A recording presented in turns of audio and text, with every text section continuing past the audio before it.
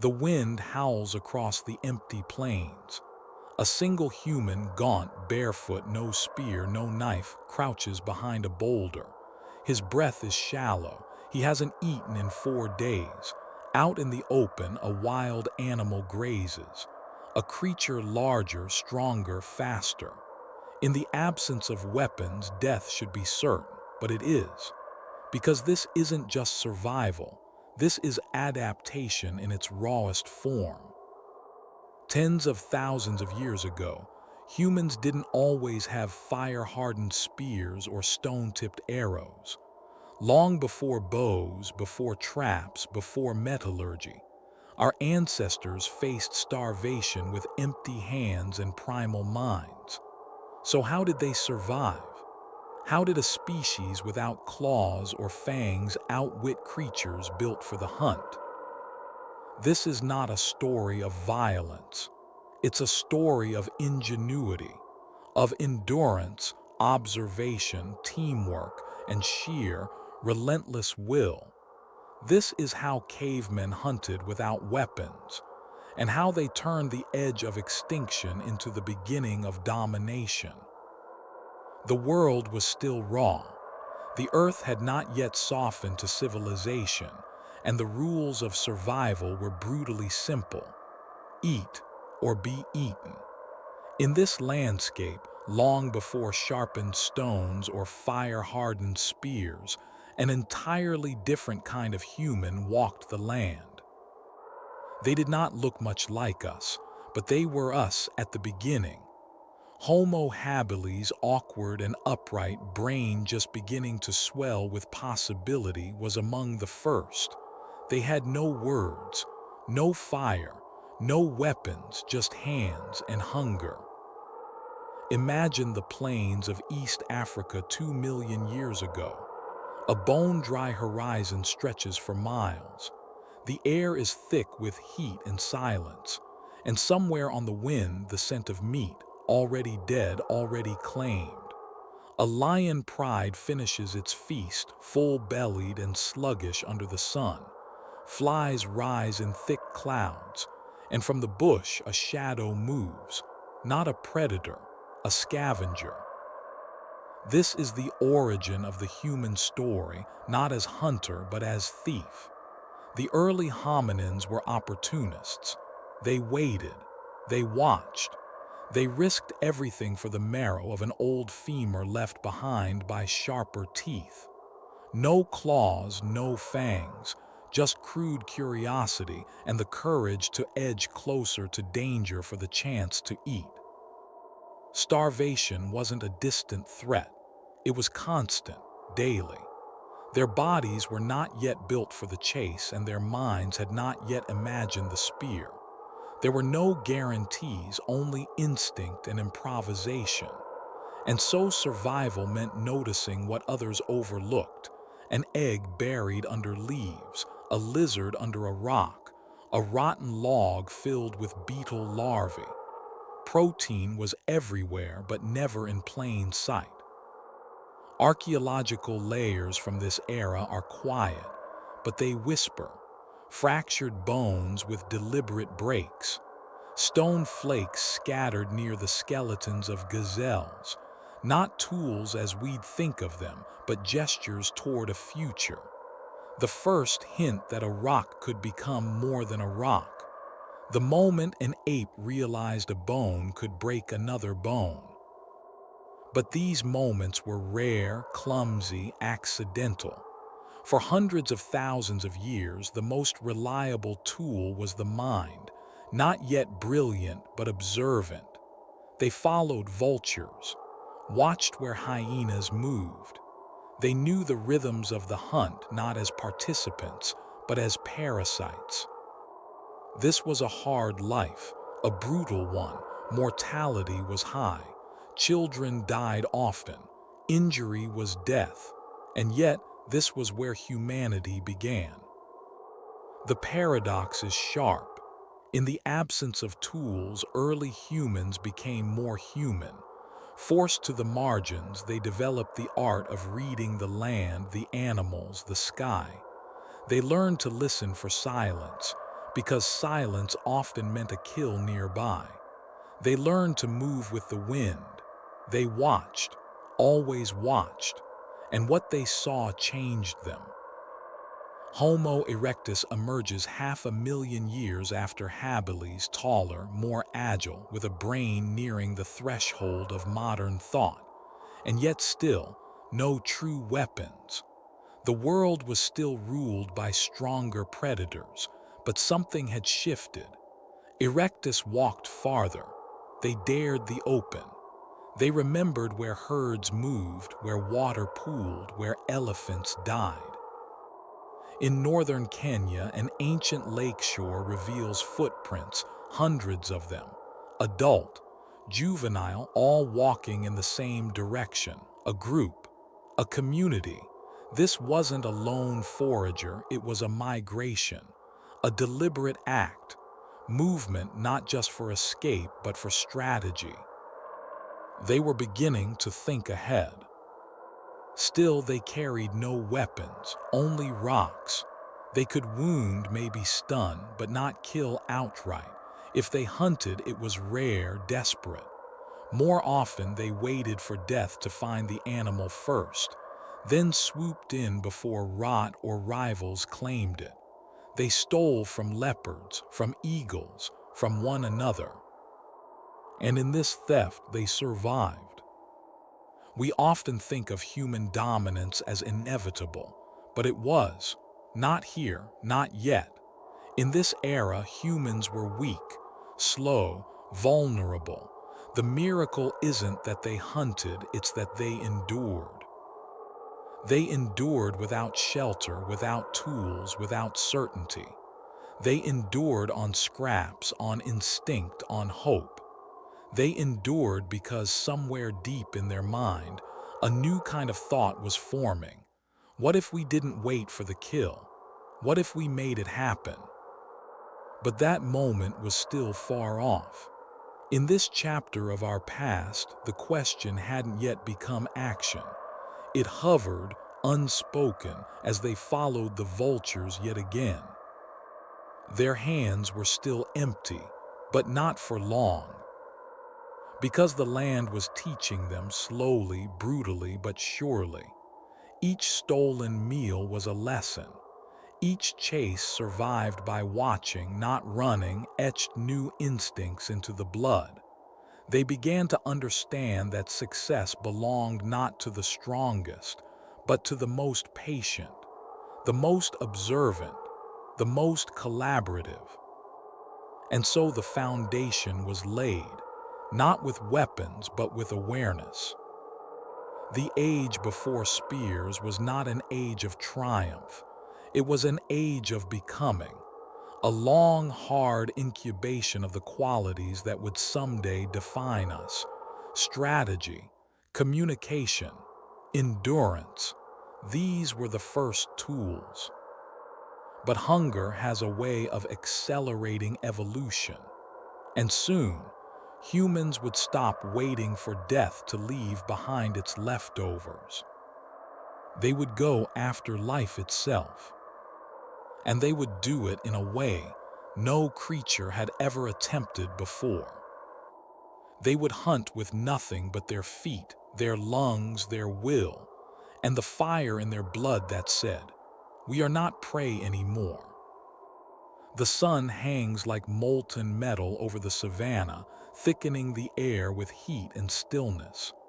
Even the insects are quiet now, crouched in shade. A kudu, tall, muscular, wary, stirs beneath the sparse cover of an acacia. Its ears twitch. Its chest rises and falls with heavy breath. It doesn't know it yet, but it's being hunted. Not by a lion, not by a cheetah. By something stranger. Something that should pose no threat at all. A man. No spear, no bow, not even a knife. Just calloused feet, sun-darkened skin, and breath drawn steady and deep. Behind him, two others, barefoot, lean, moving like extensions of the wind. They don't charge, they don't ambush. They follow, silently, relentlessly. This is persistence hunting, the strategy that rewrote the rules of the predator-prey relationship. Long before the first spear was sharpened, humans learned that strength wasn't the only way to kill. Sometimes all it took was time. Because there was something about our ancestors that no other animal on Earth could match, not strength, not speed, but endurance, the ability to keep going when everything else collapsed. To understand why, we have to look at the human body, not as we see it today, slouched behind desks, but as it was shaped by heat and hunger and the long pursuit of prey. We are the only mammals on Earth that can run long distances in the heat. Most animals, including our prey, rely on panting to cool down, a process that breaks down during exertion. But humans, we sweat from nearly every pore. Millions of tiny air conditioners working overtime to bleed heat from the skin. It's messy, inefficient, and miraculous. Pair that with our upright posture, bipedalism, and something strange happens. Walking on two legs exposes less of the body to direct sunlight. It lifts the torso into the breeze. It frees the arms for balance, signaling, and eventually carrying tools. But even before those tools existed, upright gait made us endurance machines. A cheetah can sprint 70 miles per hour, but only for seconds. A lion might chase a zebra for 200 meters before overheating. But humans, we can run for hours, not fast, but far. And when it's 100 degrees under a cloudless sky, that's all it takes. Because prey animals overheat, their muscles seize, their minds cloud. They stop panting, baking from the inside out. And that's when the kill happens, not in the chase, but in the collapse. This wasn't theory. It was reality. It still is. Among the San people of the Kalahari, the tradition of persistence hunting continues. And it's from their living memory that we can reconstruct what this hunt looked like 40,000 years ago, or more. A man rises with the dawn. He spots kudu tracks in the sand fresh, maybe an hour old. The animal is moving alone, separated from the herd. That matters. A lone animal is more vulnerable, easier to isolate. He calls out to his hunting partners. They nod, and they begin. The kudu moves fast at first, bounding, alert. But it's morning, and the men know the sun is on their side. They jog, not sprint, a pace they can hold for miles. They track hoof prints in the dust, note the broken grasses, the shine of a leaf brushed by a flank. Every sign matters. Every decision is strategy. Midday approaches. The kudu slows. It has to. It's overheating. But it keeps moving because fear is the only thing stronger than fatigue. The men gain ground. One hunter stays close on the trail. The others arc wide, cutting across the animal's projected path. They're not just chasing, they're directing, turning it subtly back toward open ground where there's less shade, less escape. They don't speak. The land is their language, a glance, a gesture, a rhythm passed down from parent to child. By late afternoon, the kudu is stumbling. Its muscles tremble. Its breath rattles like dry leaves. It stops, collapses, stands again, but only just. And then the human arrives. Not as a shadow in the brush, not as a sudden attack, but as a slow, steady end. The kudu can't run anymore. Its body has betrayed it. Heat has done what claws could not. The man steps forward, his chest rising with each breath, his heart pounding not with fear but triumph. He raises a stone and ends it, cleanly, quietly. This was not an act of aggression. It was an act of survival. But more than that, it was an act of transformation.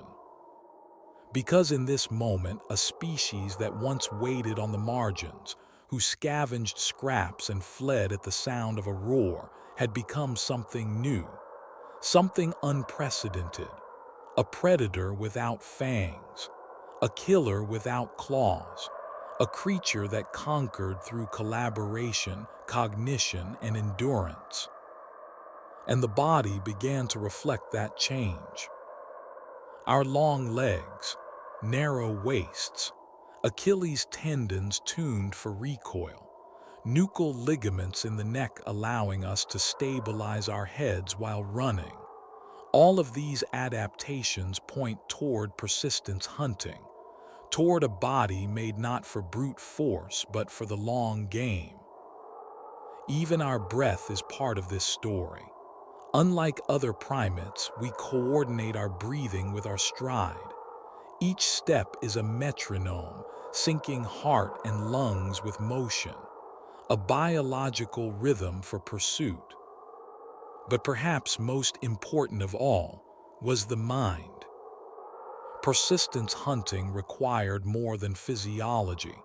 It needed planning, tracking, memory, communication, the ability to think not in moments but in hours. It demanded theory of mind, the realization that the animal is thinking too and that you must outthink it. In a way, the first weapon wasn't a stone. It was the capacity to imagine.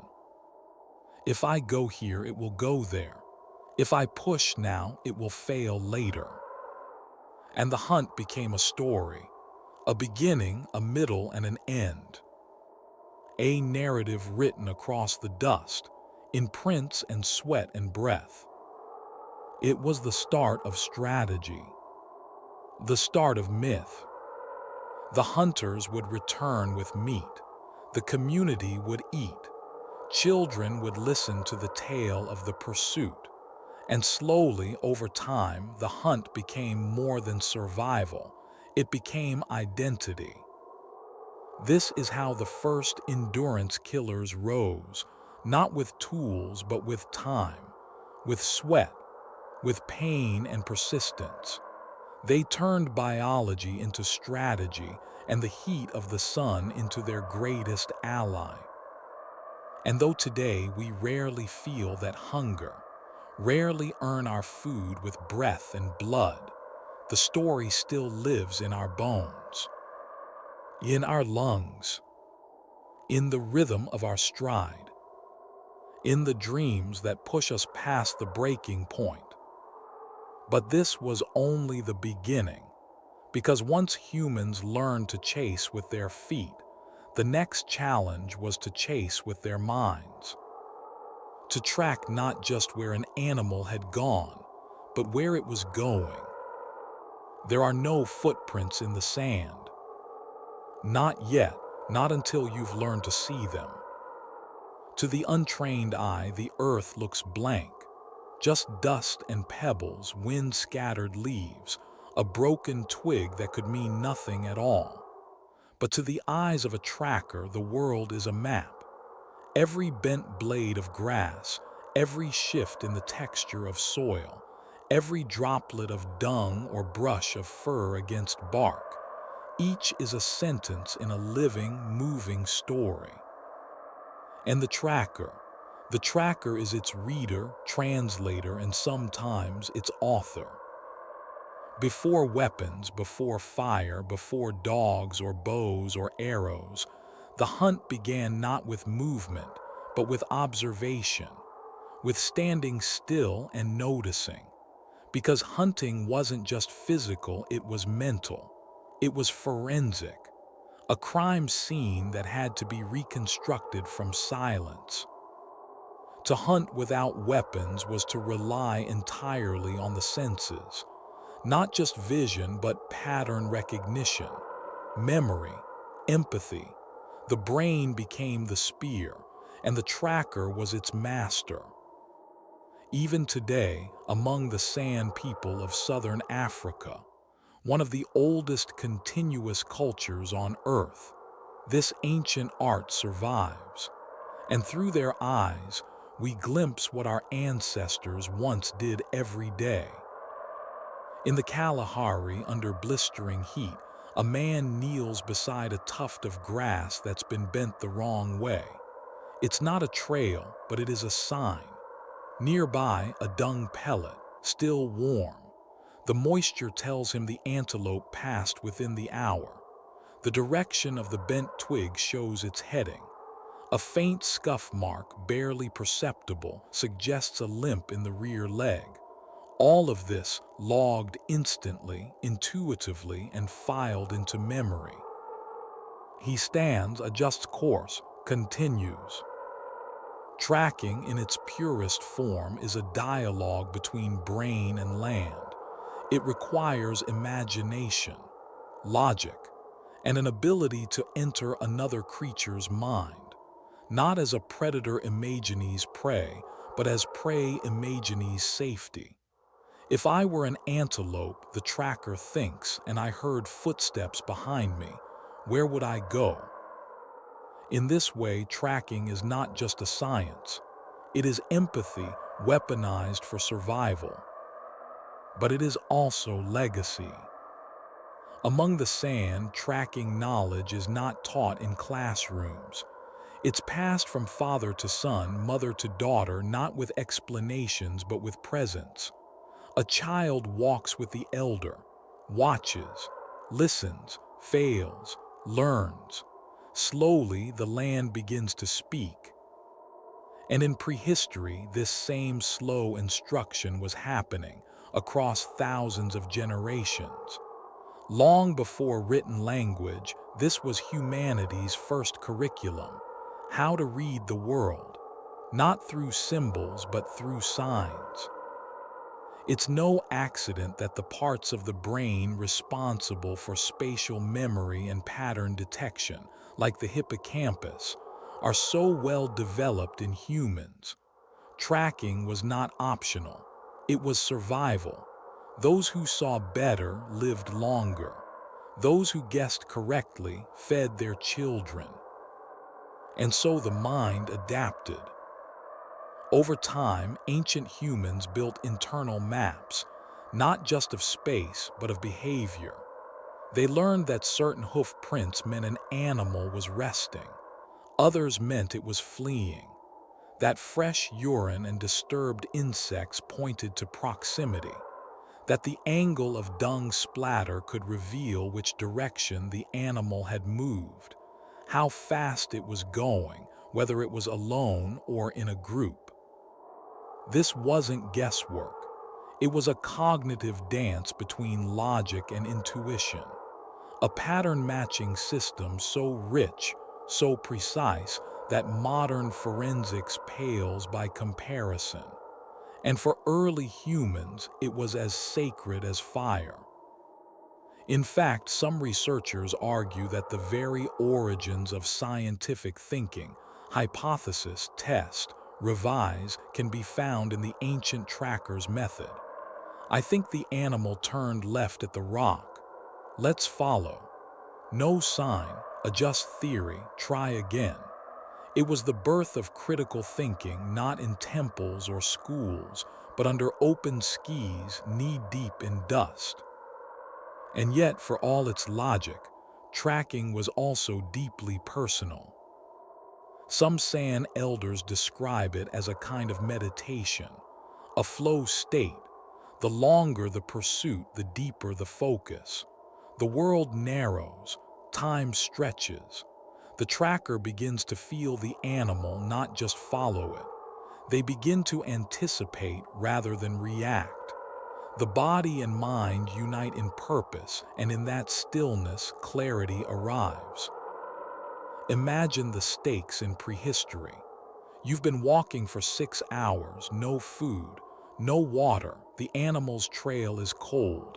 One wrong decision and you've wasted half a day of precious energy. But you stop, kneel, scan the ground, a dry leaf turned upside down, a pebble disturbed from its usual bed, and suddenly you know. The trail turns west, you follow, and minutes later you see it. In this moment, the body may be exhausted, but the mind is triumphant. The prey is within reach. And all you had were your eyes, your feet, your thoughts. It's important to understand that tracking wasn't a solitary art. It thrived in community. In many indigenous traditions, tracking was done in small groups, not just for efficiency, but for perspective.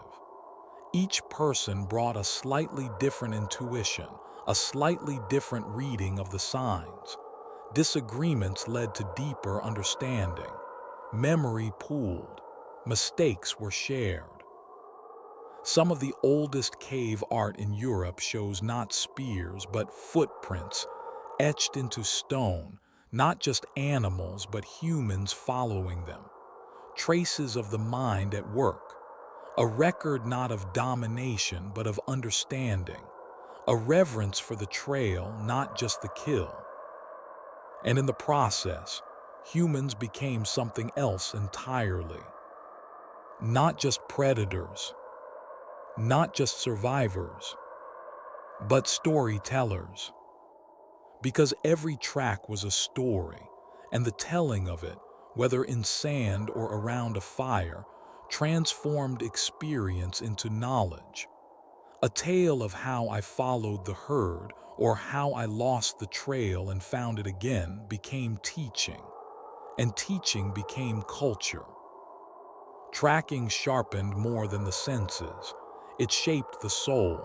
It taught patience, humility, the importance of listening to the world instead of shouting into it. And in that silence, something incredible happened.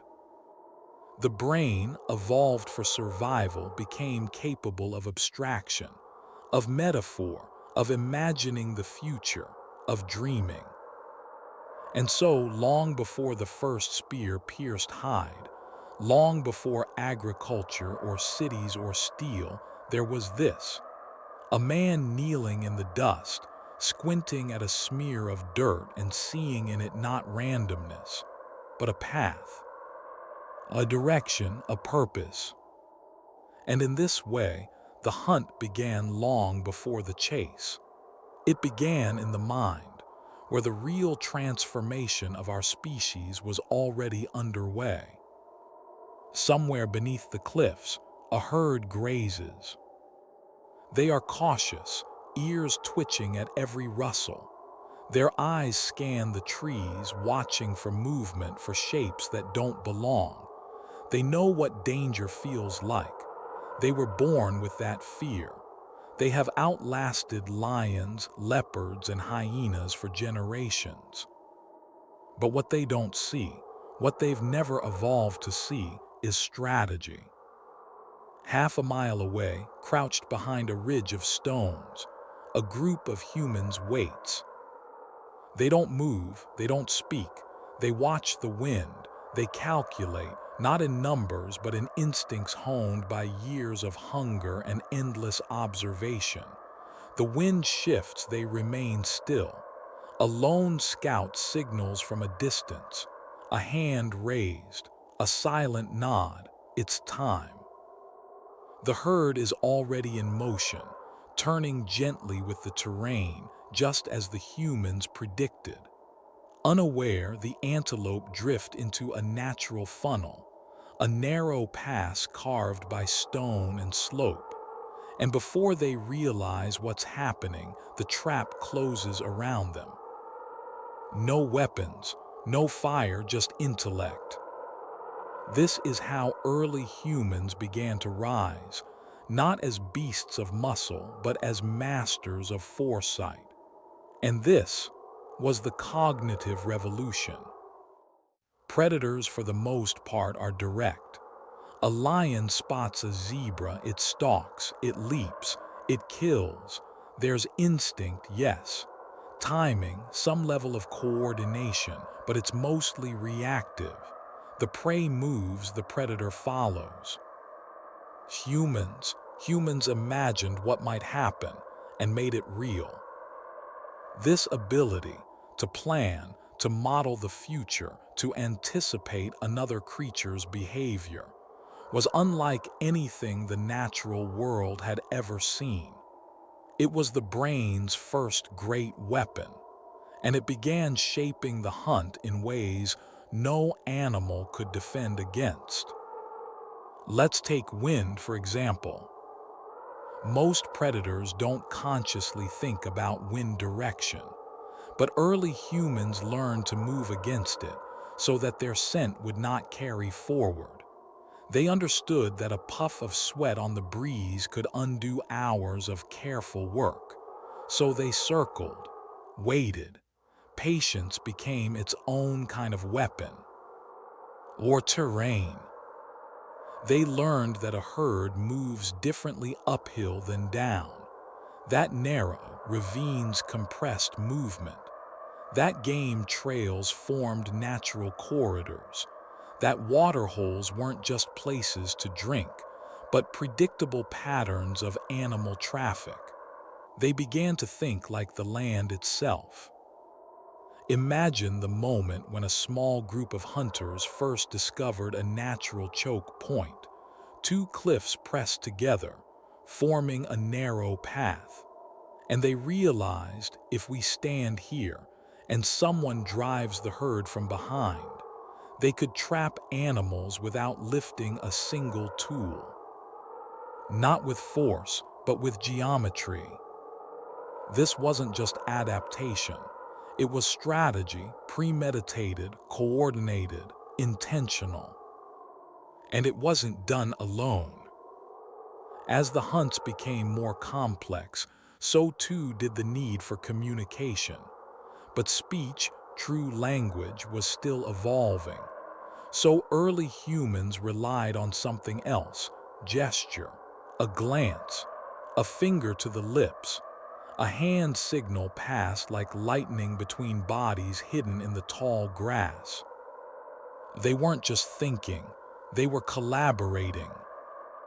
Roles began to form: drivers, blockers, scouts. Some would hide, others would chase. They began to study the emotions of animals, how they startled, which direction they fled, how long it took for panic to override caution. They began, quite literally, to hack fear itself. One group of early humans might circle wide around a herd at dusk, appearing briefly in the shadows, just enough to spook the animals into a flight path. The herd would flee, right into the waiting arms of those who had already predicted that exact route. The mind had become a snare. Some anthropologists believe that this kind of coordinated planning laid the groundwork for modern human cooperation. To successfully hunt this way required more than shared goals. It required trust, timing, the ability to hold multiple intentions in the mind simultaneously. I do this while you do that. If we both succeed, we all eat. That level of shared abstraction is rare in the animal kingdom. Chimpanzees hunt, yes, but not like this. Dolphins communicate, but not with hidden plans. Wolves cooperate, but within a rigid, instinctual structure. Humans were inventing flexible, spontaneous strategies, building group cognition in real time.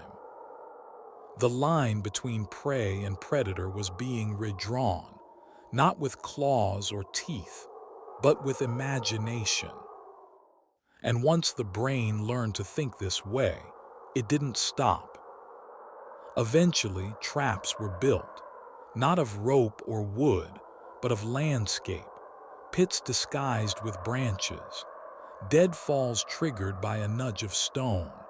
In places like South Africa's Sibudu Cave, evidence of early trap-making dates back tens of thousands of years, long before metallurgy, long before agriculture, and long before any sharpened spear ever pierced a heart. Because this wasn't about tools. This was about outthinking the animal, outsmarting the odds, and outlasting the hunger. The mental leap made here would echo across every future domain of human life: farming, architecture, warfare, civilization itself. The ability to model the world and change it before it happens. But it all began here, in the wild, in the heat, in the hunger. With a group of humans crouched beneath a tree, watching a herd drift slowly into a trap born not of weapons, but of thought. And the moment the kill is made, not with violence, but with orchestration, you can almost hear the hum of something ancient turning inside the human skull. Not just survival, but strategy. Not just instinct, but intention. The brain had become the most dangerous weapon the world had ever seen. And it was only getting started. We imagine the early human as a heroic figure, torso taut with hunger, eyes steeled by resolve, sprinting across the savannah in pursuit of noble prey. But most days, the truth looked very different.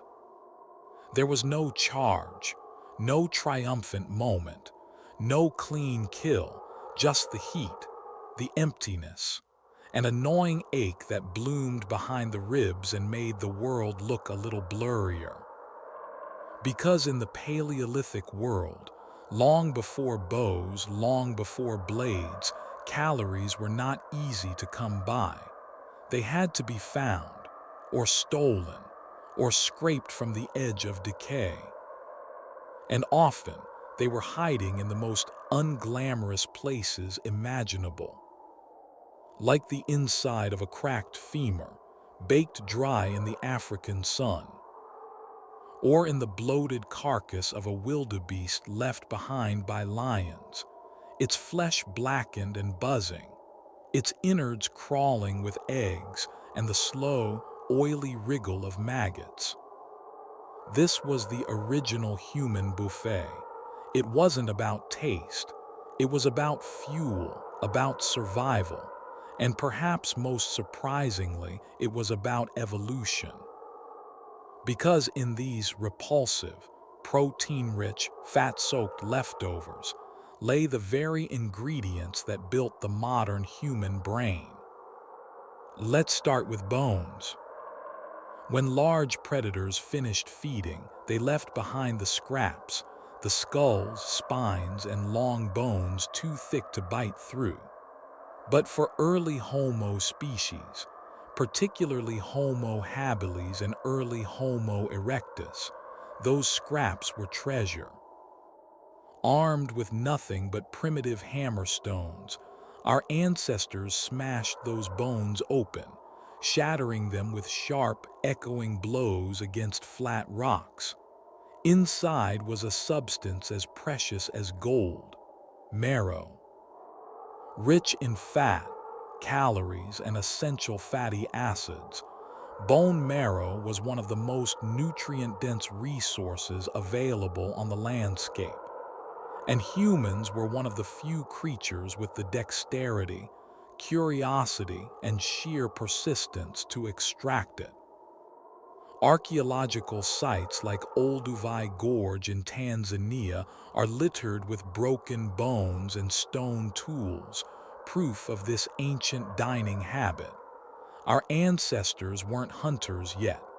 They were scavengers, opportunists, picking up what others left behind. But it wasn't just bones.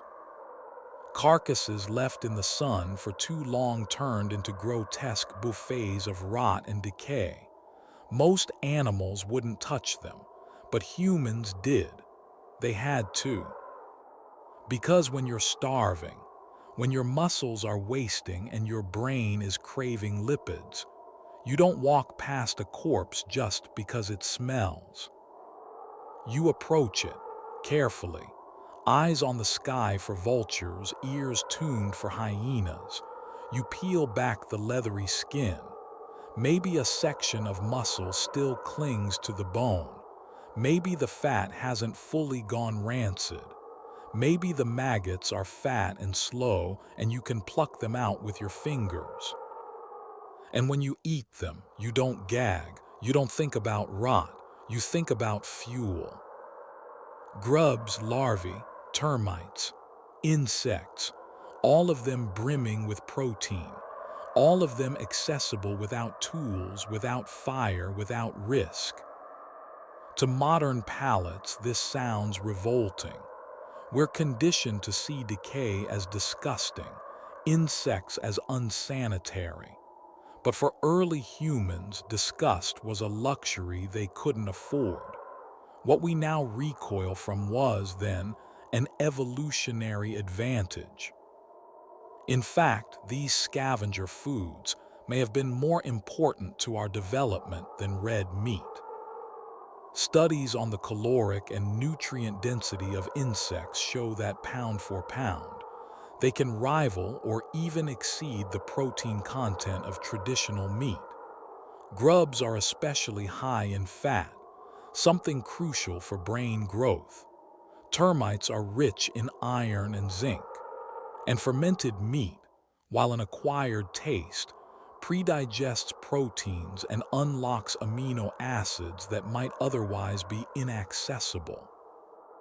These weren't fallback foods, they were foundations. And they didn't require hunting, just observation, timing, and courage. Imagine a landscape after a flood. A fallen tree, soaked and half-rotted, lies across the forest floor. To the trained eye, this is a jackpot. Beneath the bark, beetle larvae, soft, white, squirming. You pinch them with your fingers, pop them in your mouth like berries. Sweet, nutty, slightly oily. Enough of them and your hunger dims. Or picture a dung heap left steaming in the grass. Most animals would step around it, but you kneel, flip it with a stick. Beneath, a nest of termites disturbed and spilling from the mound. You scoop them up, cupping your hands. Your child watches you, learns. This is what hunting looked like, without weapons.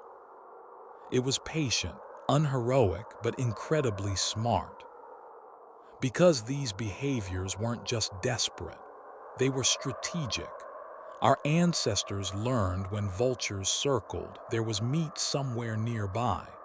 When lionesses made a kill, there might be bones left an hour later. They learned to follow predator tracks, not to avoid danger, but to arrive after the feast.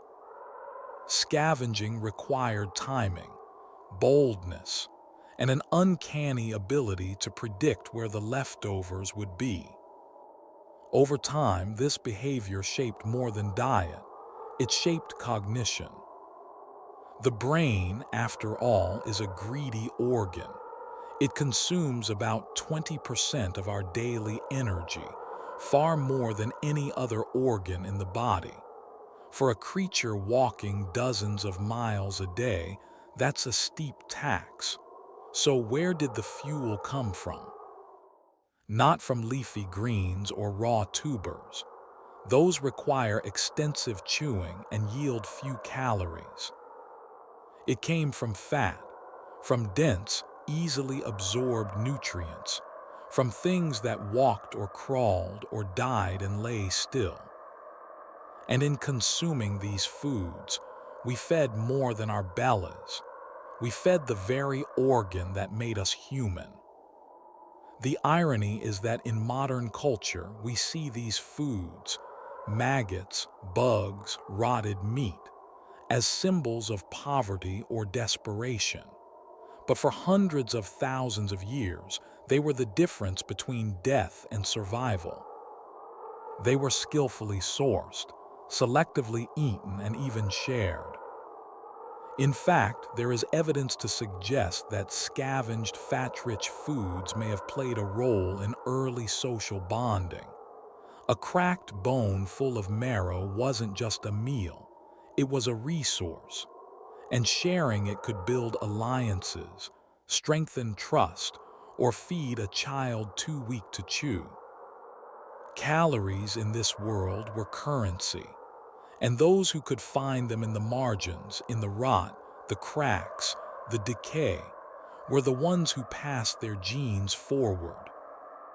So while the future of humanity would eventually be shaped by the hunt, it was forged first in the crawl, in the scavenge, in the quiet, deliberate search for calories in a world that offered so few. And through that hunger, something miraculous happened. We learned to see opportunity where others saw filth.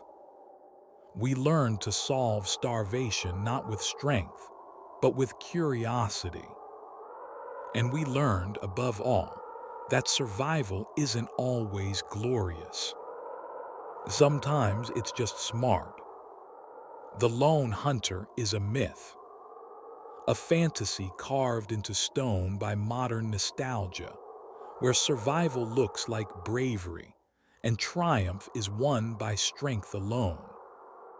But in the real story, the one written in footprints across dust and grass, the individual doesn't win. The individual dies. Because to hunt without weapons is to be vulnerable, exposed, small. Only in a group do humans become powerful.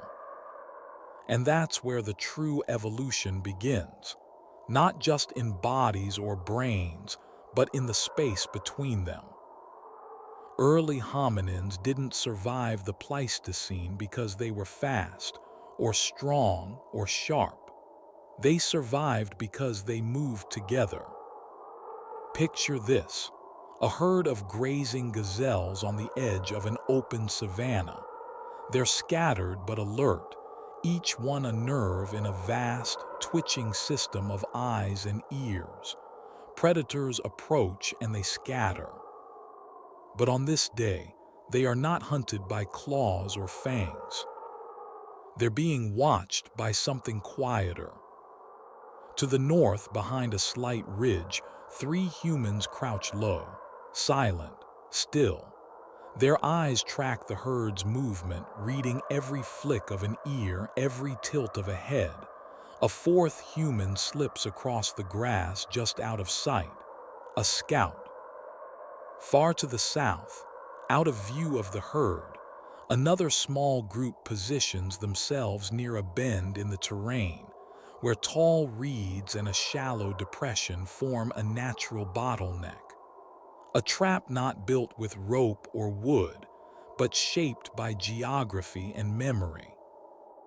There is no leader shouting commands, no central signal, just shared understanding. Because they've done this before.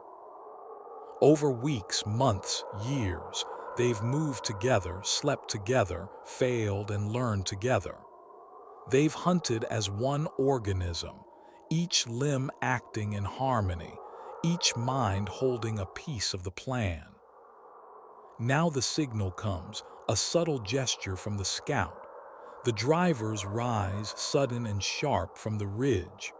The herd bolts, startled but not in panic, not yet. They flee south, exactly as expected. The second group waits, hearts pounding, hidden in silence. And then, at the right moment, in perfect sync, they rise. The herd veers, trapped in the funnel, forced into confusion. Some scatter, one stumbles, the others close in. No weapons, no fire, but there in that blur of hooves and heartbeats, something sacred unfolds, collective intention, coordination without speech, trust without hesitation. This is what the human hunt looked like, before the hero, before the warrior. It was choreography. The real revolution wasn't about who could kill, it was about who could cooperate. Anthropologists call this shared intentionality, the ability of individuals to align goals and actions with others in real time. And it is a distinctly human trait. Even our closest relatives, chimpanzees and bonobos, struggle to plan like this, or to maintain trust over time in joint efforts. But humans evolved for it. We developed white sclera, the whites of the eyes, not for aesthetic reasons, but to see where others are looking, to read attention, to sync perception, a small biological change with massive social implications. We didn't just hunt together, we began to think together. Proto-language, made of gestures, grunts, facial expressions, emerged not for idle conversation, but to coordinate motion, timing, danger, silence.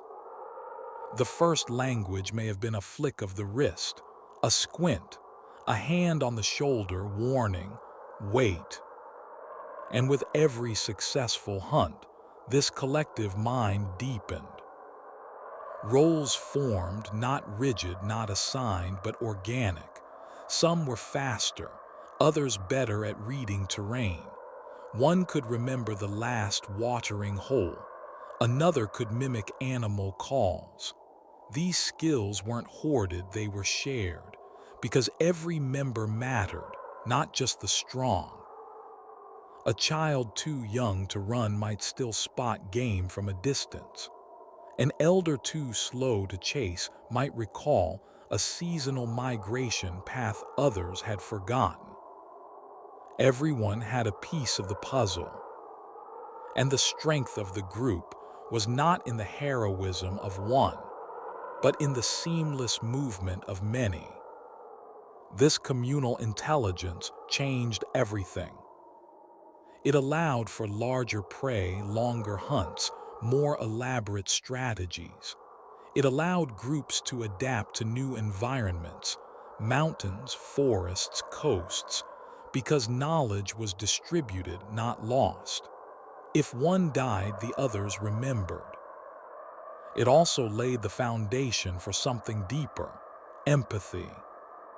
To cooperate at this level, you must understand what others feel, what they intend. You must hold their needs in your mind alongside your own. In short, hunting without weapons forged not just communities, but compassion.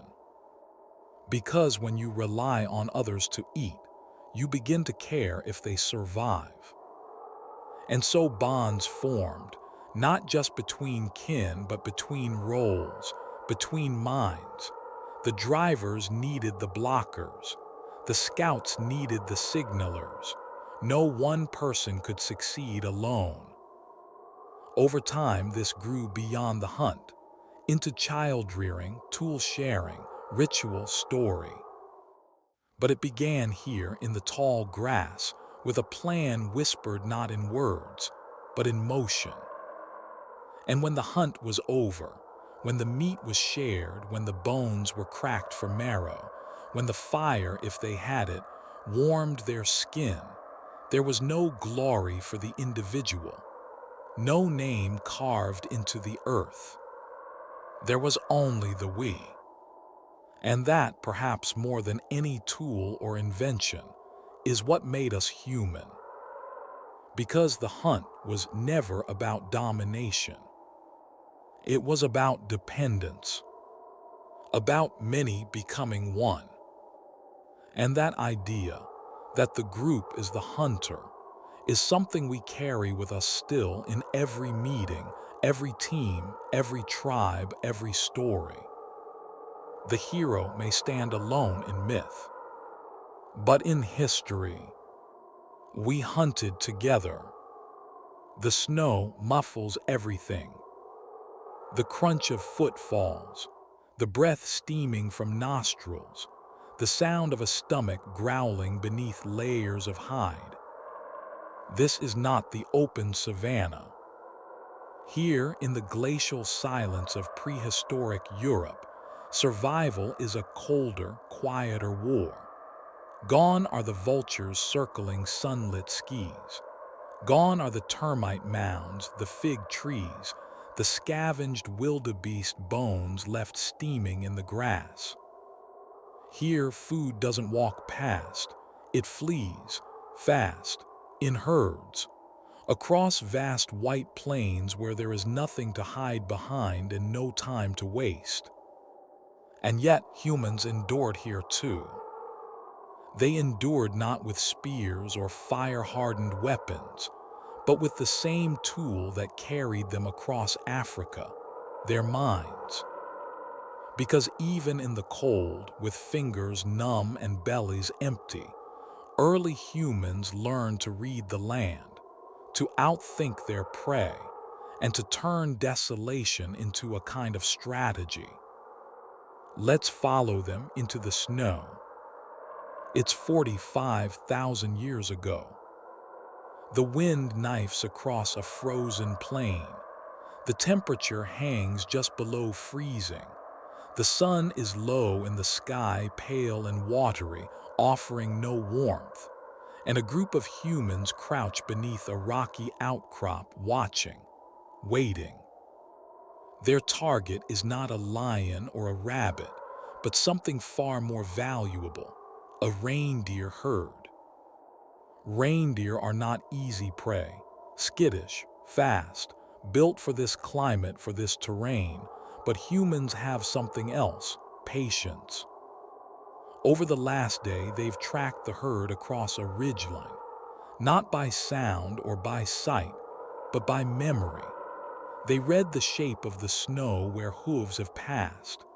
They notice where frost has been disturbed, where lichen has been scraped from stone, where a yellowish smear in the snow betrays a resting place. This is snow tracking, not just following footprints, but reading behavior. A melted patch suggests the herd rested here last night. A scatter of frozen dung hints at age. Darker, wetter means recent. Lighter, brittle means older. Each sign is a sentence, each silence a clue. They aren't running, not yet. The humans know they're close. But they also know something else. Speed is useless here. The prey is faster. The terrain is wide open. There are no trees to leap from, no cliffs to corner against. So they adapt. They camouflage. Their furs, smeared with ash and mud, blur their outlines in the snow. Faces painted with soot, movement slow, measured. The landscape becomes their cloak. Even breath is controlled, exhaled downward, so the steam doesn't rise in a visible plume. They fan out. Half the group loops wide, circling ahead of the herd, staying low behind snowdrifts and rock ledges. Their path takes hours, but every step is part of the plan. The others remain behind, still invisible, waiting for the signal. This isn't an ambush in the traditional sense. There are no traps, no pits, no flying weapons. There's only the wind, the snow, and the minds of 10 silent humans working in rhythm. Finally, the moment comes. One of the flankers shifts just enough to be seen, not by the humans, by the reindeer. A flicker of movement. The herd lifts its heads, twitching ears catching something the eyes cannot see. And then they run. But not randomly. They run exactly where they're supposed to. Straight into the path of the others, hidden in a gully below the hill. The snow has been softened here, broken up, so the animals slow. The humans rise not to strike but to drive. They shout, waves startle. Not to kill but to funnel. The reindeer veer. One stumbles, a young buck, its hooves slipping on a crust of ice. It crashes into a shallow drift, thrashing. Two humans leap, bare-handed, onto its flanks, pinning it by sheer force, wrapping limbs around its neck, pressing its snout into the snow. It takes 5 of them to keep it down. No spear, no knife, just the cold and the collective. When the buck stops moving, there is no cheering, no time. The herd is gone. The sun is dipping behind the hills. They begin immediately, using shards of flint to slice open the hide, careful not to waste blood. The liver is removed first, still warm, rich in iron, shared, raw. This isn't just survival, it's precision. Because in cold climates, every part of the animal matters. The fat is sacred, cut into strips and stored in skins. The hide, still pliable, will be dried and used for insulation. The bones will be cracked for marrow, the tendons stripped for thread, the hooves boiled into glue. Nothing is discarded. Because in this world, calories are rare and warmth is life. Even the snow is used, packed against the body to slow decomposition, turning the carcass into a kind of primitive refrigerator until it can be fully processed. And yet, this level of efficiency didn't happen overnight. The move from Africa's open grasslands to Europe's glacial frontier demanded radical adaptation. Insects were gone, fruit scarce, tubers buried beneath permafrost. So humans shifted. They followed migrating herds, learned seasonal routes, discovered fat-rich foods like marrow or blubber from seals along icy coasts. They developed better furs, layered clothing, shelters dug into snowbanks, fire not just as light, but as strategy.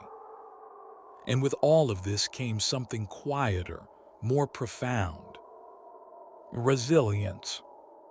Because bare-handed hunting in snow is not just about skill. It's about endurance, trust, observation sharpened to a knife's edge, the ability to look at an endless white plain and see possibility. Neanderthals did it too. In fact, Neanderthals were perhaps even better adapted to cold than early Homo sapiens. Their stockier bodies conserved heat. Their nasal passages warmed air. Evidence from sites in France and Germany shows they also hunted large game in snow: bison, horses, even mammoths. But it's the shared behavior that matters. Because across species, across continents, the story was the same. Humans without weapons became masters not of domination, but of strategy.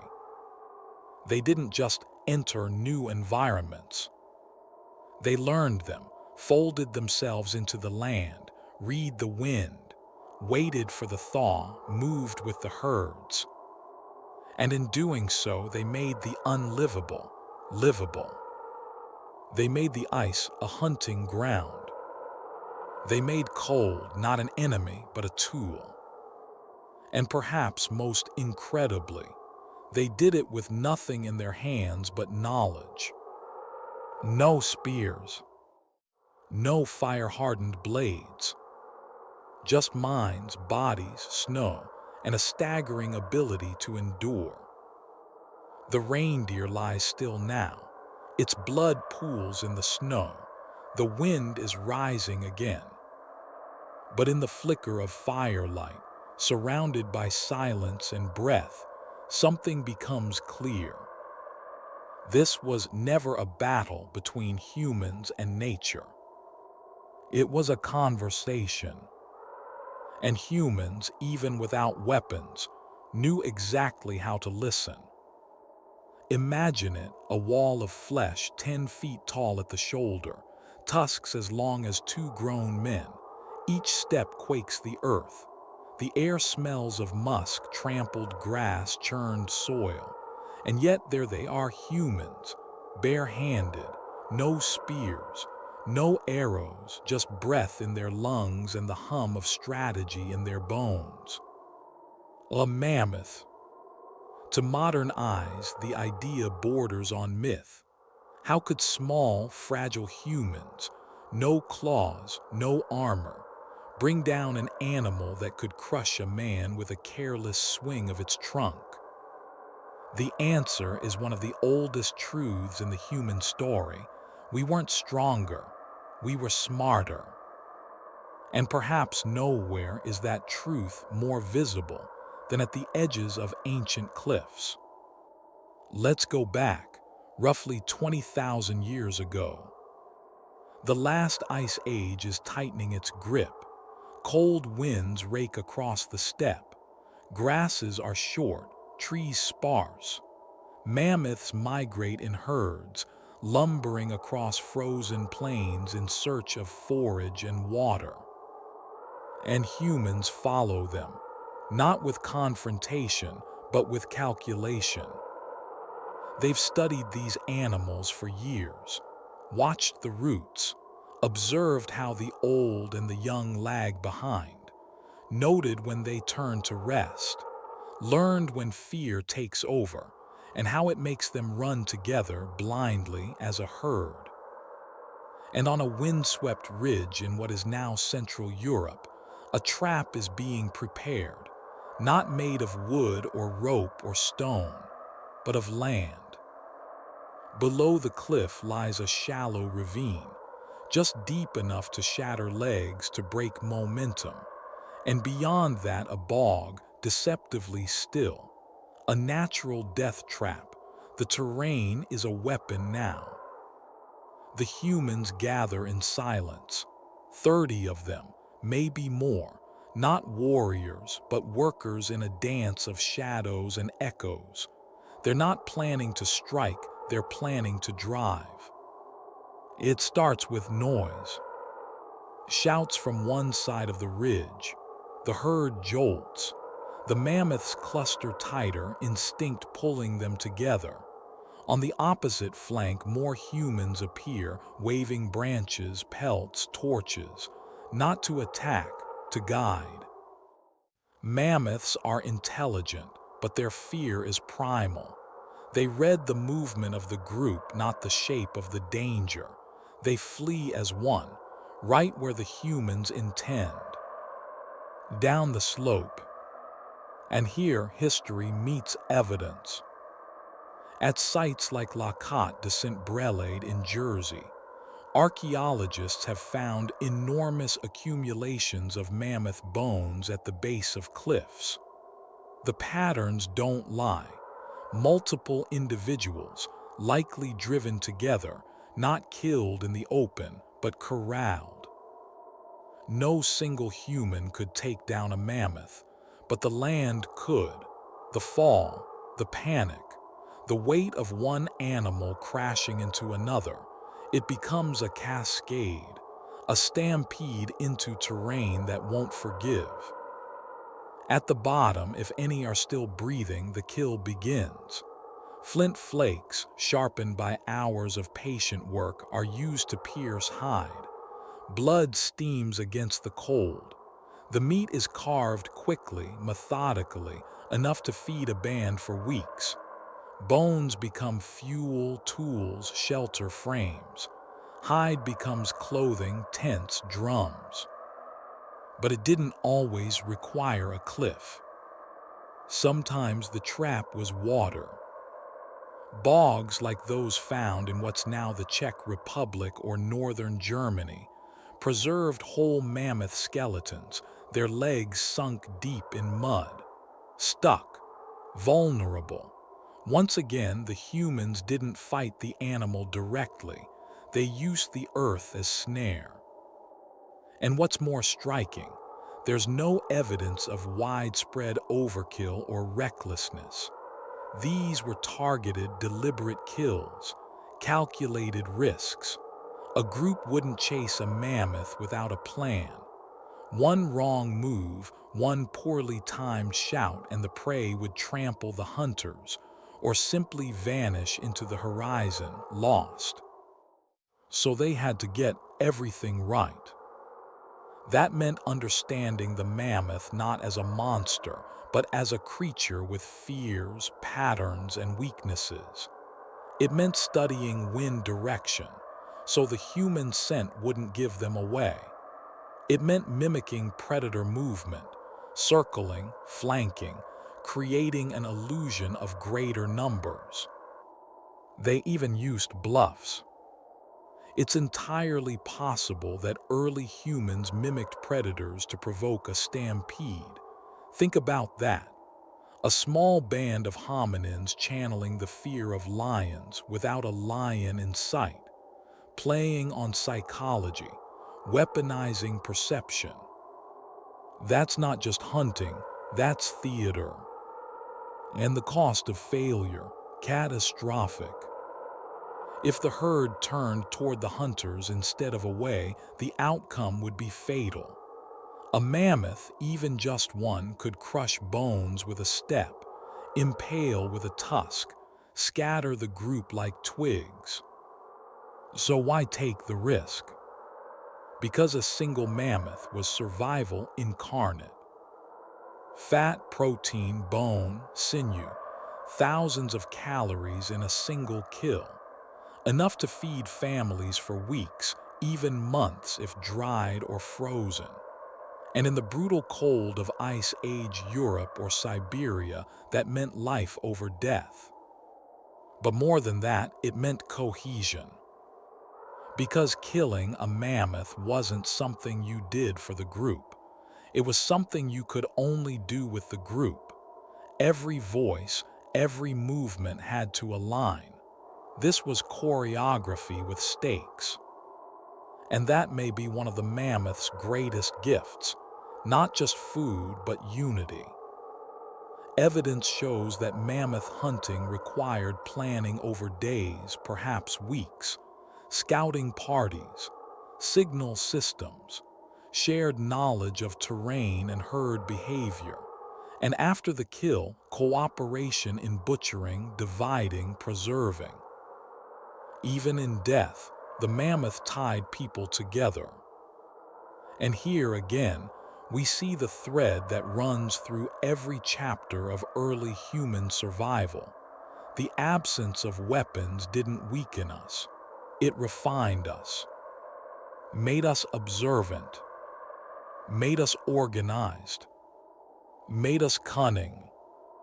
The mammoth was never just a prize. It was a test of human patience, of empathy for an animal's fear, of the ability to bend landscape into leverage.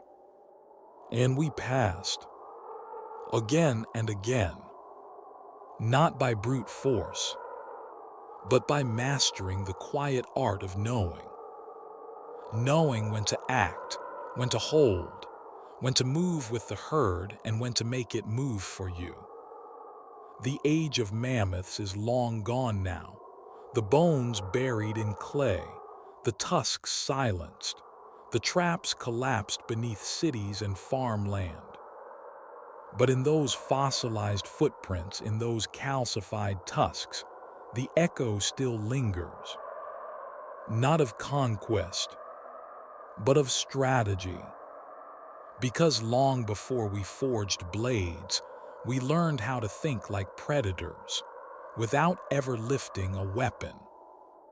And in the shadow of giants, we learned the quiet power of turning the world itself into a tool. Before it was a comfort, before it was warmth in the cold, Before it lit the stories we whispered under ancient stars. Fire was a force, a fearsome thing, an untouchable creature of the wild, crackling, devouring, alive. Lightning gave it, storms stirred it, and for millions of years it terrified every creature that saw its glow on the horizon. But then something changed. Humans didn't just fear fire. They studied it, and then slowly, carefully, they claimed it.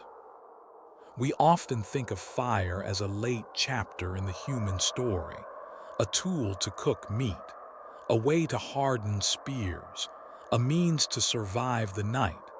And it was all of those things. But long before it became our companion in the cave, it was something even more profound, a weapon of the mind, a way to rewrite the rules of the land itself. Let's step into a dry savanna in southern Africa, nearly 1 million years ago. The air is still, the grass tall, the prey hidden. Humans, still without weapons, move silently, but the odds are against them. Every stalk could conceal danger. Every bush could scatter with startled hooves. But then comes a spark, not from flint or tinder, but from the sky. A bolt of lightning ignites the dry brush. In an instant, the land is transformed.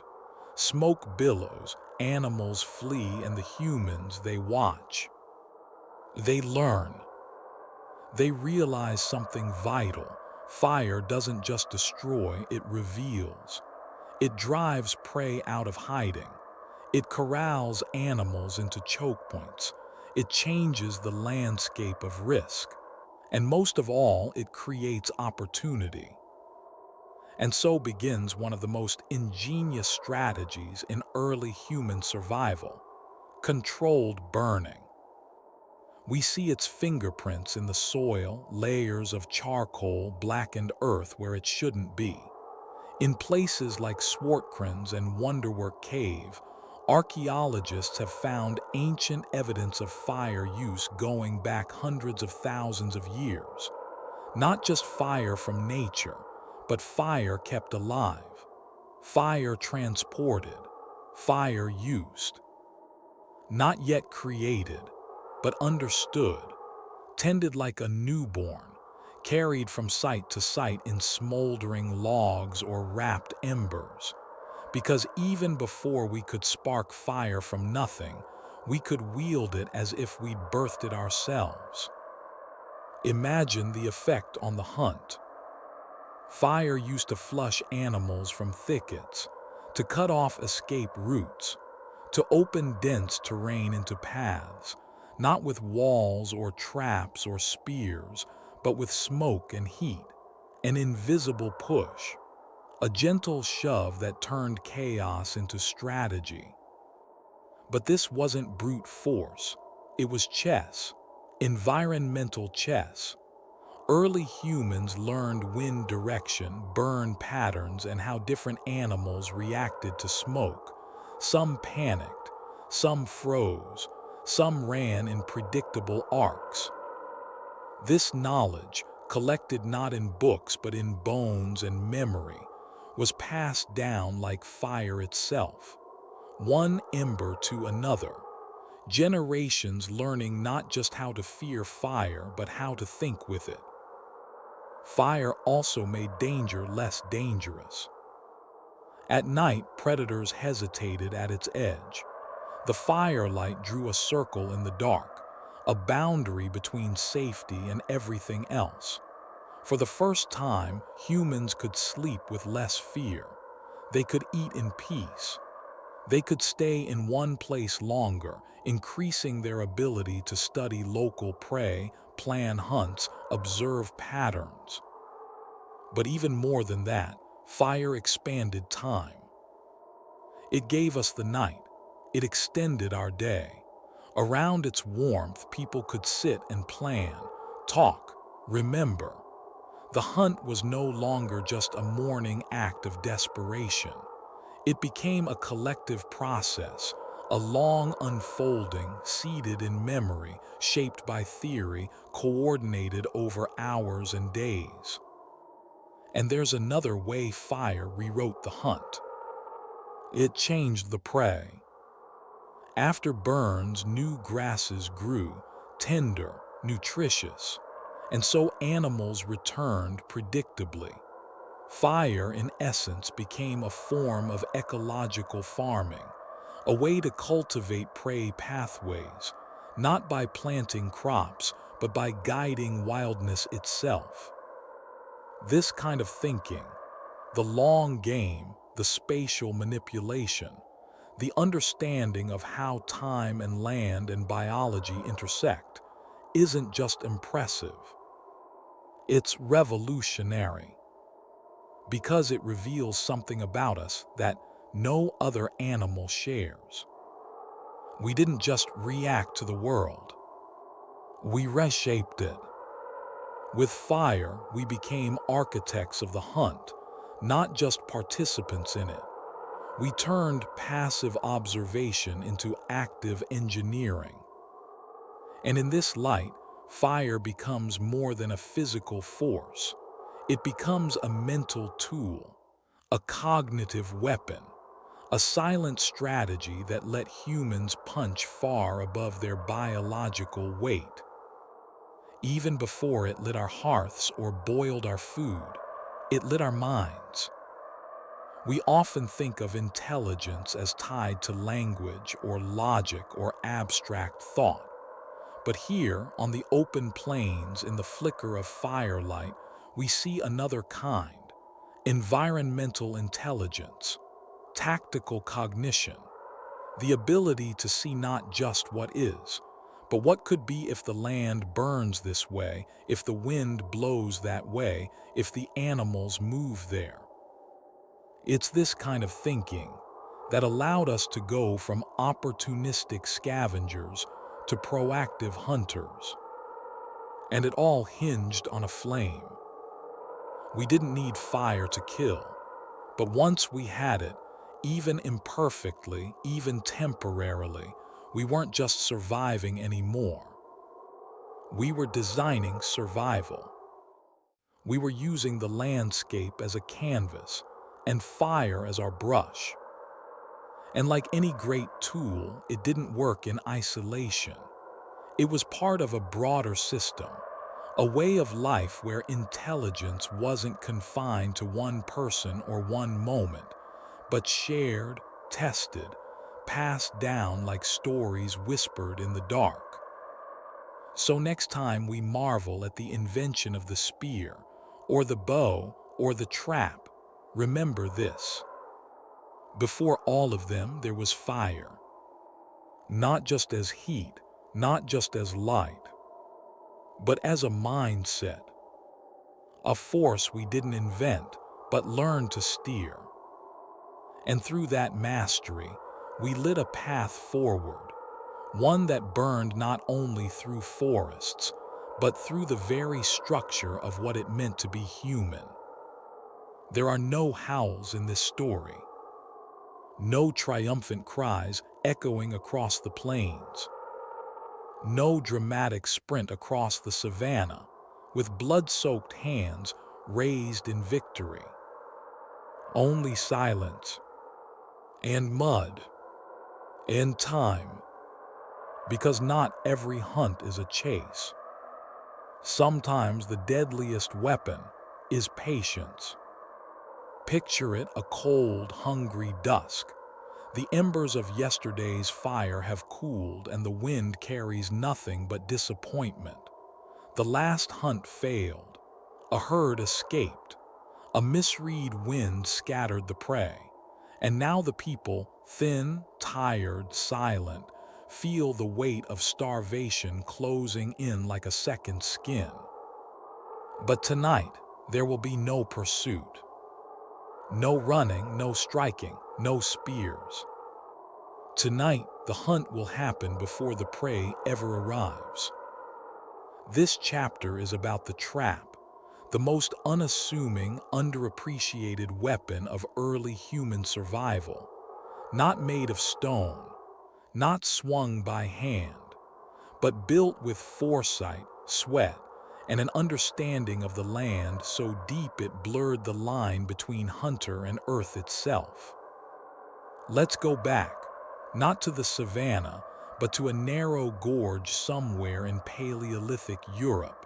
Steep cliffs on both sides, a stream winding between boulders, just wide enough for an animal to pass, just tight enough to control where it steps. A group of early humans, desperate and skeletal, moves like ghosts through the shadows. In silence, they dig bare hands scooping out soil into crude pits. They stack logs, soak ropes in animal fat to hold scent. They smear mud to disguise their presence. They break branches just so, angled, precise, so that one step, one miscalculation will trigger a collapse. The animal tomorrow will have no idea. It will think the earth is solid, that this path is safe, that this gorge, this slope, this crossing, it has always been here. But it hasn't. It's been remade, subtly, intentionally. This is death by design. We have archaeological evidence that some of the oldest forms of hunting involved no direct combat at all. At sites like La Cotte Descent, Brelade in Jersey, researchers uncovered cliffside deposits of mammoth bones, suggesting large groups of animals were herded and driven off the edge, not with weapons, but with pressure, with terrain, with manipulation. And what's striking isn't just the kill, it's the setup. To create a successful trap, early humans had to master everything: geography, animal behavior, timing, teamwork. They had to read the land like a blueprint, know which trails the prey favored, understand which rocks would support a heavy step and which would collapse. They had to engineer the illusion of safety. Even the smallest traps reveal brilliance. Consider the deadfall, a simple mechanism where a heavy log is suspended above bait held by a trigger. One wrong nibble and gravity does the rest. It seems crude, primitive, but its brilliance lies in its simplicity. It's a fusion of physics, biology, and deception. Or river corralling. In some regions, early humans used natural bends in rivers to trap fish or force animals into deep water where they could be drowned or immobilized. No harpoons, no nets, just an intimate understanding of flow, current, and panic. Again and again, we see this pattern, using the world not as a backdrop, but as a tool. Even mud became a weapon. In marshy areas, prey could be subtly driven into bogs, where hooves would sink, movement would falter, and the kill required little more than waiting. And what does this tell us? That long before we sharpened stone, we sharpened ideas. We didn't need blades. We needed insight. These were people who studied animals not just as targets, but as systems. They knew how a deer thinks when startled, how a boar moves uphill, how long it takes for fear to override hunger. They used this knowledge to manipulate, not to fight. Their success didn't come from overpowering nature, but from slipping inside it and pulling the strings. In that sense, a trap is more than a kill device. It's a mirror of the human mind. It reflects planning, prediction, psychology. It's the physical embodiment of the question: what if we do nothing and let the world do the killing for us? But there's another layer here. one that's more human than tactical. Traps allowed cooperation without danger. In an ambush, timing matters, but so does risk. People get hurt. But in trap building, even the elderly or injured could participate. Children could help gather materials. The whole group became part of the hunt, even those who could no longer chase. In this way, traps weren't just clever. They were communal. They spread power. They turned survival into a shared craft. And they brought something else with them: time. Time to plan, time to teach, time to remember. Because when you trap, you don't just think about the next meal. You think about next week. You return to the same site. You build familiarity with a place. You build history with it. And that is something animals do not do. Other predators kill to eat. Humans kill to strategize. We think in loops, in patterns, in cause and effect, in if this, then that. And the trap, silent, motionless, deadly, is a perfect metaphor for that leap. It is the bridge between nature's raw chaos and human control. So when we imagine the ancient hunt, let's not always picture the sprint, the adrenaline, the clash. Let's also picture the stillness, the quiet, the humans sitting in the dark watching the wind, rechecking the tension on a bent sapling, adjusting the tilt of a trigger stick, waiting not for the prey, but for the idea to come alive. Because in the story of hunting, sometimes the most powerful weapon is not something you carry, but something you walk away from and let the world finish for you. Why chase something that might kill you? That's the question echoing at the edge of every ancient hunt. No spears, no backup, no certainty. Only an animal stronger than you, faster than you, and capable, without hesitation, of ending you. It seems irrational, even suicidal. And yet, for millions of years, humans did it. Not once, not occasionally, but constantly. Day after day, generation after generation, we ran headlong into danger and called it survival. Why? To answer that, we have to go deeper than teeth and tools. We have to look inward to the swirling chemistry of the brain, the calculus of evolution, and the stories we told around firelight. Because the decision to hunt wasn't just physical. It was a genetic gamble, one that shaped who we are and why we even want anything at all. Let's begin where most survival logic breaks down: risk. For early humans, especially before weapons, hunting was extraordinarily dangerous.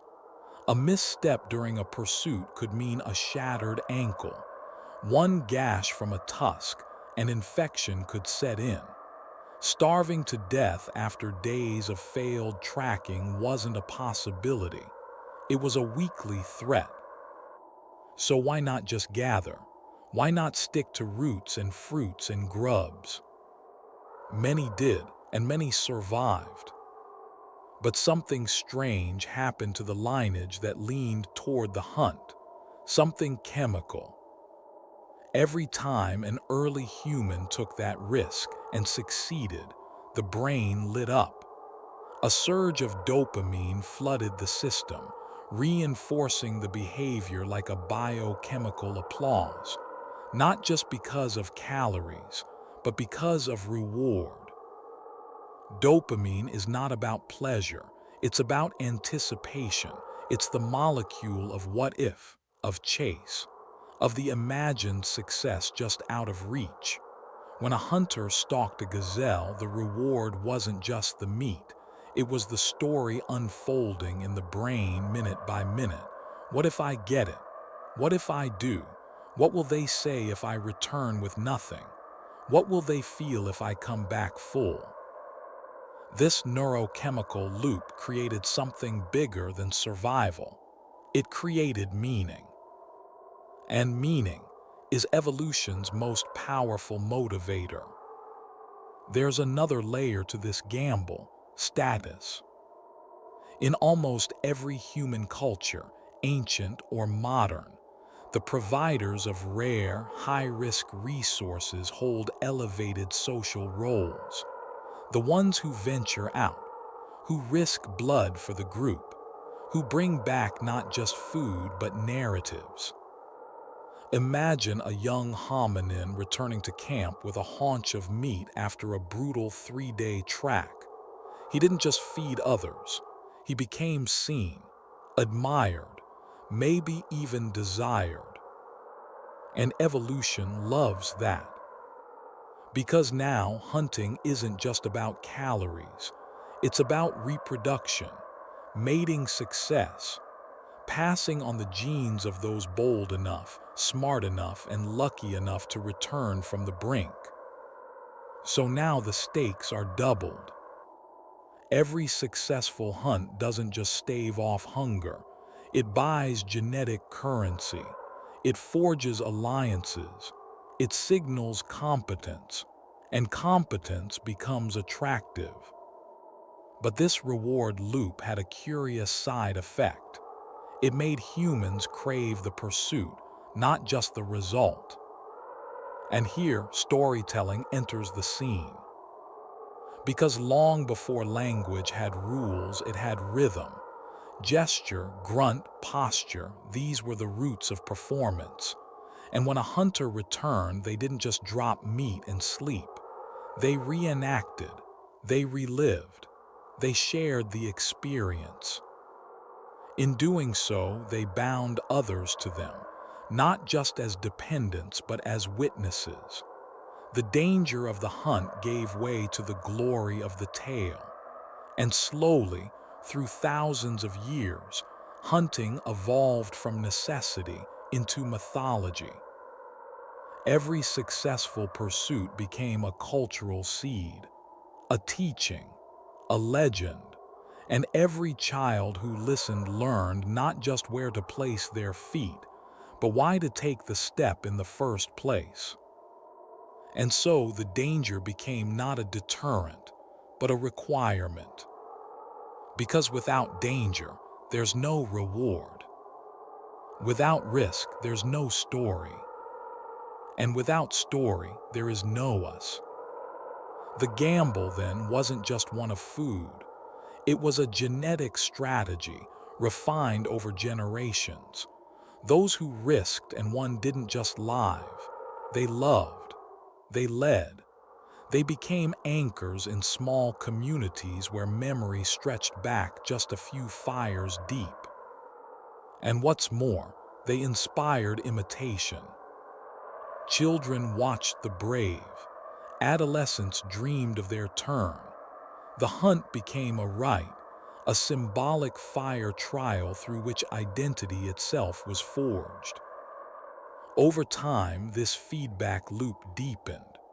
Brains wired for strategic risk-taking became more common. Bodies evolved not just for endurance, but for calculating odds. Social cognition became as important as muscle. Even in today's world, where most of us will never hunt anything, echoes of this ancient reward system shape how we live. Why do we play sports, take business risks, gamble, climb mountains, chase goals we know might fail? Because the brain still remembers what it meant to hunt, still remembers the surge before the sprint, the satisfaction of planning, the rush of not knowing, the story waiting at the end. So, when we ask why humans risked so much for food they might never catch, we're really asking why we became who we are. And the answer is simple.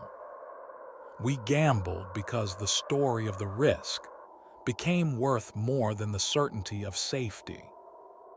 That's how we evolved, not through force, but through willingness to walk into danger and come back with something no other animal ever could.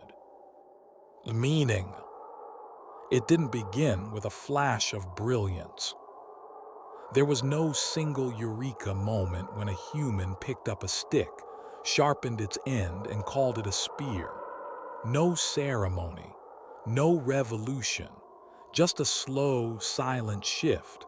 A piece of stone flaked a little sharper. A branch hardened in a fire that for once was kept burning long enough to matter. The spear didn't end an age. It whispered that something new had started. For nearly 2 million years, humans survived by outthinking the world with nothing in their hands. No forged edges, no long-range reach. They stalked, scavenged, cornered, and collapsed animals with persistence, not power. The brain was the blade. The group was the weapon. The earth itself, its traps, shadows, wind, and fire, was their arsenal. But eventually, that wasn't enough. The earth changed, so did the prey, so did we. Around 500,000 years ago, maybe a little earlier, humans began crafting something different. Stone flakes gave way to pointed shafts, sometimes fire-hardened, sometimes tipped with chipped stone.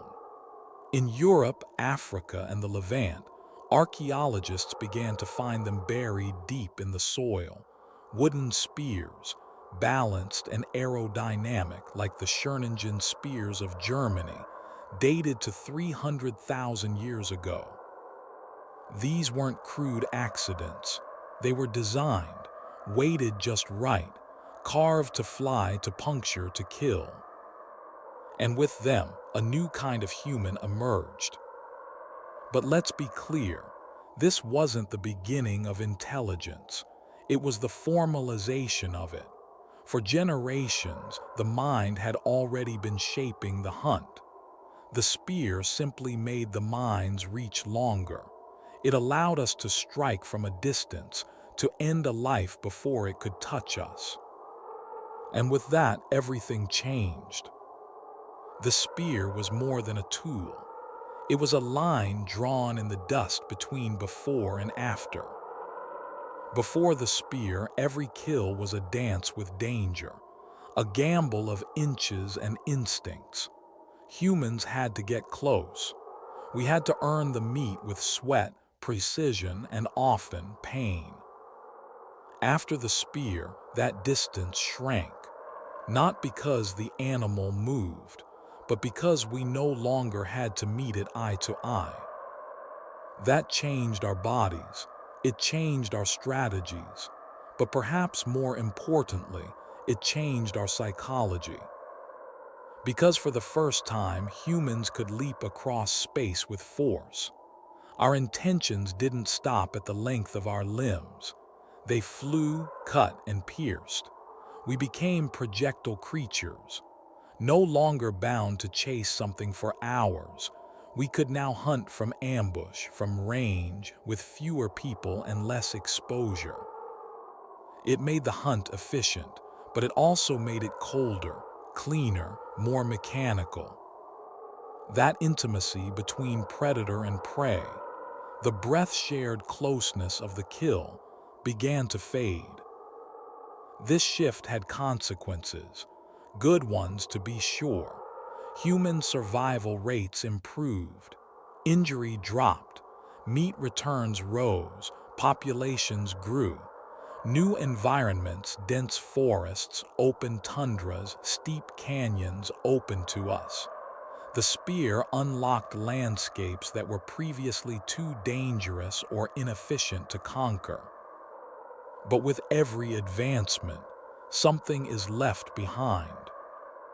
The ancient skills, the barefoot tracking, the silent ambushes without blades, the group choreography honed over generations began to fade. Not all at once, but inevitably. Fire, traps, camouflage, and coordination remained, but the arrival of the weapon introduced a quiet erosion of necessity. When a spear could solve the problem, fewer people needed to master the problem itself. We gained efficiency. We lost ritual. The hunt stopped being purely communal. It could now be solitary. It could be done by the stronger, the skilled thrower, the lone tracker. And slowly, the egalitarian structure of pre-weapon societies gave way to hierarchy. The spear wasn't just a tool, it was a symbol of power, of status, of who held death in their hand and who didn't. And yet, this was inevitable. The story of humans was never one of stasis. We are the species of next, always evolving, adapting, questioning the edge of the possible. The spear was a natural outgrowth of that curiosity. But we should remember, it came late, very late. For far longer than we've been weapon wielders, we were survivors of sheer strategy and stubbornness. For every 1,000 years we've held a spear, we lived 10,000 without one. That weaponless era shaped our brains, our bodies, and our societies. It taught us patience, collaboration, empathy, even, for to kill without weapons is to understand deeply what you hunt and how close you must come to end it. The spear did not erase that legacy, but it obscured it. And so, as we close this chapter, not just of this documentary, but of our species' evolution, we should pause. Pause to remember a time when survival meant thinking, not striking. When success was shared, not claimed. When the hunt wasn't a display of dominance, but a daily act of desperation, hope, and human unity. The weaponless age is over, but its lessons still live beneath our skin. In our endurance, our imagination, our need for each other, and in the silent question that still echoes through the centuries. What kind of power do we carry when we carry nothing at all? They didn't think of themselves as primitive. There were no mirrors to tell them they were naked, no charts to say their brains were smaller, no future textbooks to write them off as pre-civilized. There was only the morning, the cold, the hunger, the need to move, and each other. If you strip everything away, our skyscrapers, our silicon, our simulations, you're left with the same biology, the same bones, the same eyes scanning the horizon for movement, the same gut twist of hunger, the same quiet throb of loneliness in the dark. But somewhere along the path from them to us, something was dropped. We gained tools, we gained time, but we lost something harder to define. It wasn't just their physical endurance. It wasn't their raw toughness, though they had plenty of that.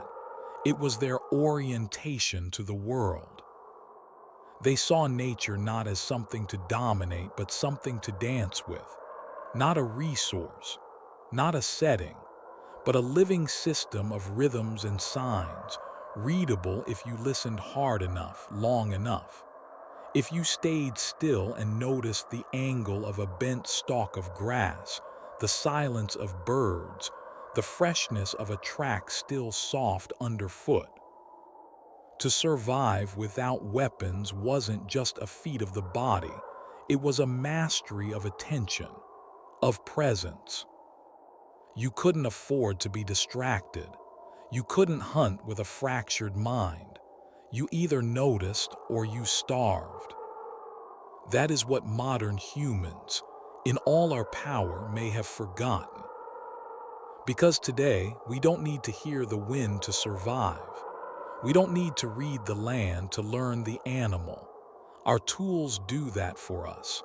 Our maps, our drones, our factory-farmed meat, our thermostats. We've outsourced the most ancient part of being human, paying attention to what matters.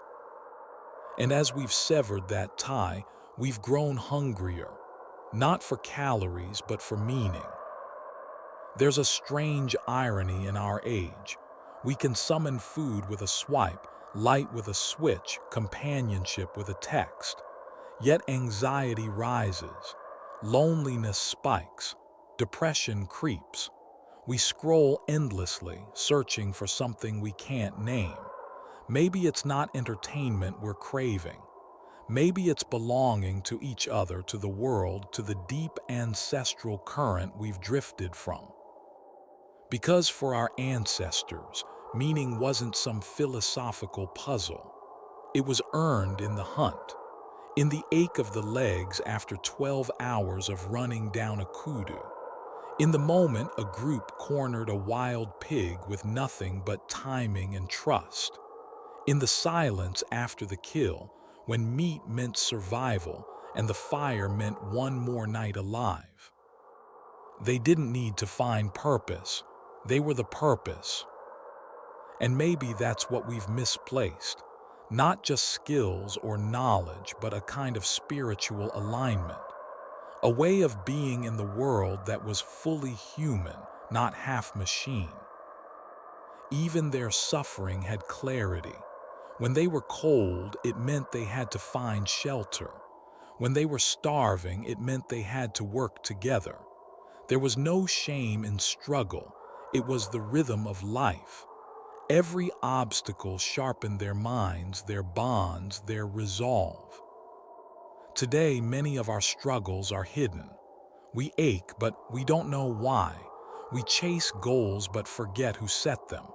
We build, but to what end? We are the most powerful humans who have ever lived. But power doesn't equal peace. Tools don't equal wisdom. Information doesn't equal understanding. Those naked hunters, those barefoot trackers, those risk-takers without blades, they understood something we've buried beneath 1,000 conveniences. That life is not something to consume. It is something to engage with. That you don't conquer the world, you move through it. That the sharpest tool isn't metal, it's attention, memory, cooperation, imagination. That the body is not separate from the land. It is the land, grown from it, tested by it, returned to it. They knew that survival wasn't just an act of force, it was an act of communion. And so as we stand at the height of human capability, with satellites in the sky and genomes in our databases, maybe the next great step forward is not another invention. Maybe it's a remembering of how to be with nature, not above it, of how to endure the cold without resenting it, of how to hunger without panicking, of how to be close to others without distraction, of how to find meaning in the rhythm of breath, heartbeat, firelight, footsteps in the dust. Because even now, beneath the layers of modernity, we still carry their blood, their instincts, their stories written not in ink but in neurons, in the way we feel safer in circles, more alert in forests, more alive when we move with purpose. We are not separate from them. We are their continuation. And maybe, if we listen hard enough, we can still hear their lessons whispering through time. In the crackle of a campfire, in the wind that moves through tall grass, in the silence between two people who trust each other without words. We are the species that once hunted with nothing but each other. And maybe the thing we've forgotten is that it was enough.